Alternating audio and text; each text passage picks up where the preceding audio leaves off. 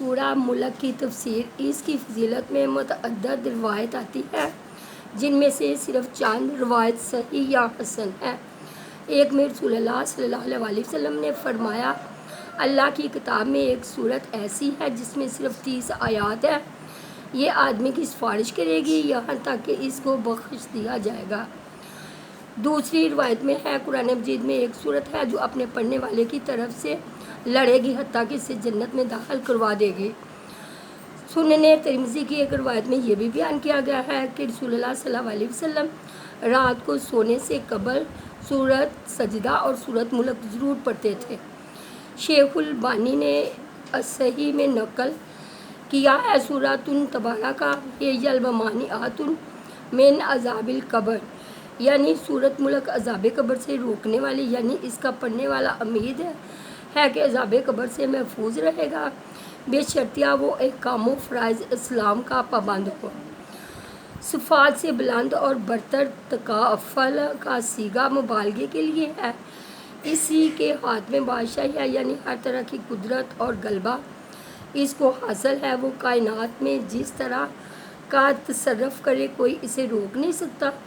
وہ شاہ کو گدا اور گدا کو شاہ بنانے پر قادر ہے۔ امیر کو غریب، غریب کو امیر کر دے، کوئی اس کی حکمت و مشیت میں دخل نہیں دے سکتا۔ روح ایک ایسی غیر مرئی چیز ہے کہ جسے بدن سے اس کا تعلق و اتصال ہو جائے وہ زندہ کہلاتا ہے، اور جس بدن سے اس کا تعلق منقطع ہو جائے وہ موت سے ہمکنار ہو جاتا ہے۔ اس نے یہ عارضی زندگی کا سلسلہ جس کے بعد موت ہے اس لیے قائم کیا ہے تاکہ وہ آزمائے کہ اس زندگی کا صحیح استعمال کون کرتا ہے۔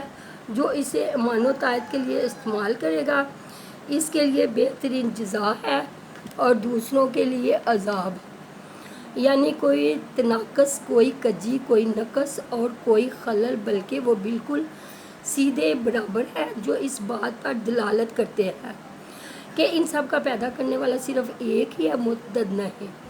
بعض دفعہ دوبارہ غور سے دیکھنے سے کوئی نقص اور عیب نکل آتا ہے۔ اللہ تعالیٰ دعوت دے رہا ہے کہ بار بار دیکھو، کیا تمہیں کوئی شگاف تو نظر نہیں آتا؟ یہ مزید تاکید ہے، جس سے مقصد اپنی عظیم قدرت اور وحدانیت کو واضح تر کرنا ہے۔ یہاں ستاروں کے دو مقصد بیان کیے گئے ہیں۔ ایک آسمانوں کی زینت، کیونکہ وہ چراغوں کی طرح جلتے نظر آتے ہیں۔ دوسرے شیطان اگر آسمان کی طرف جانے کی کوشش کرتے ہیں تو یہ شرارہ بن کر ان پر گرتے ہیں۔ تیسرا مقصد ان کا یہ ہے، جسے دوسرے مقامات پر بیان فرمایا گیا ہے، کہ ان سے بحر و بر میں راستوں کی نشاندہی ہوتی ہے۔ شاہیکن اس آواز کو کہتے ہیں جو گدھا پہلی مرتبہ نکالتا ہے۔ یہ کبھی ترین آواز ہوتی ہے۔ جہنمی گدھے کی طرح چیخ اور چلا رہی ہے اور آگ میں رکھی ہوئی ہانڈی کی طرح جوش مار رہی ہوگی۔ یا مارے غیظ و غضب کے اس کے حصے ایک دوسرے سے الگ ہو جائیں گے۔ یہ جہنم کافروں کو دیکھ کر غضبناک ہو جائے گی، جس کا شعور اللہ تعالیٰ اس کے اندر پیدا فرما دے گا۔ اللہ تعالیٰ کے لیے جہنم کے اندر یہ ادراک کو شعور پیدا کر دینا کوئی مشکل کام نہیں، جس کی وجہ سے تمہیں آج جہنم کے عذاب کا مزہ چکھنا پڑا۔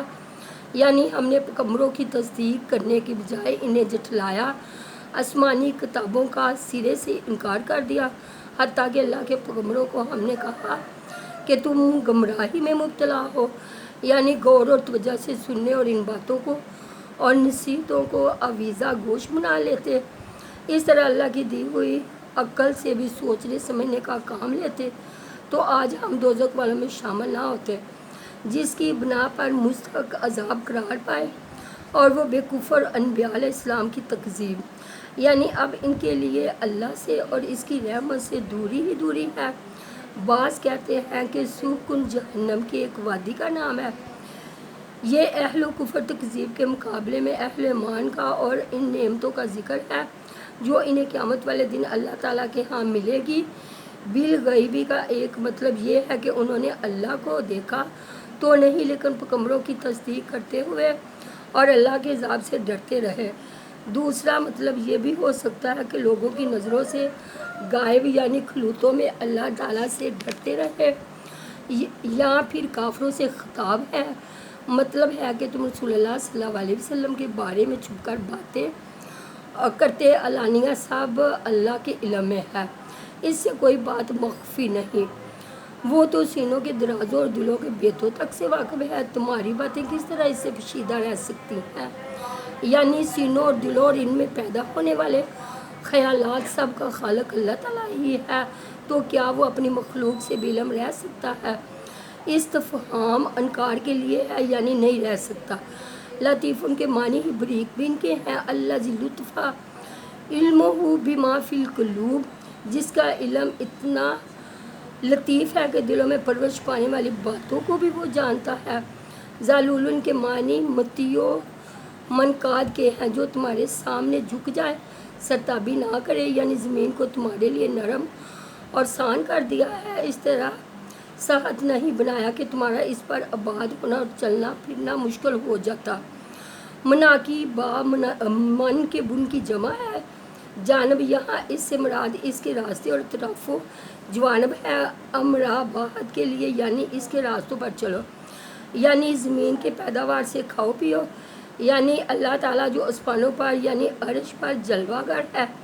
یہ کافروں کو ڈرایا جا رہا ہے کہ آسمانوں والی ذات جب چاہے تمہیں زمین میں دنسا دے، یعنی وہی زمین جو تمہاری قرارگاہ ہے اور تمہاری روزی کا مخزن منبع ہے۔ اللہ تعالیٰ اسی زمین کو جو نہایت پرسکون ہے حرکت و جنبش میں لا کر تمہاری ہلاکت کا باعث بنا سکتا ہے، جسے اس قوم میں لوط اور اصحاب الفیل ہاتھیوں والے ابراہ اور اس کے لشکر پر برسائے اور پتھروں کی بارش سے ان کو ہلاک کر دیا، لیکن اس وقت بے علم فائدہ ہو گیا۔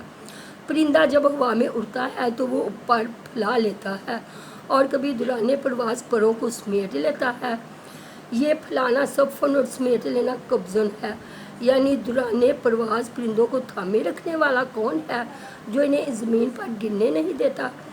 یہ اللہ رحمان ہی کی قدرت کا ایک نمونہ ہے۔ یہ استفہام تفریح و توبیخ کے لیے ہے۔ جندن کے معنی ہے لشکر، جتھا یعنی کوئی لشکر اور جتھا ایسا نہیں ہے جو تمہیں اللہ کے عذاب سے بچا سکے، جس میں انہیں شیطان نے مبتلا کر رکھا ہے، یعنی اللہ بارش نہ برسائے یا زمین ہی کی پیداوار سے روک دے یا تیار شدہ فصلوں کو تباہ کر دے، جیسا کہ بعض دفعہ وہ ایسا کرتا ہے جس کی وجہ سے تمہاری خوراک کا سلسلہ موقوف ہو کر رہ جاتا ہے۔ اگر اللہ تعالیٰ ایسا کر دے تو کیا کوئی اور ہے جو اللہ کی اس مشیت کے برعکس تمہیں روزی مہیا کر دے؟ یعنی واضح و نصیحت کی ان باتوں کا ان پر کوئی اثر نہیں پڑتا، بلکہ وہ حق سے سرکش اور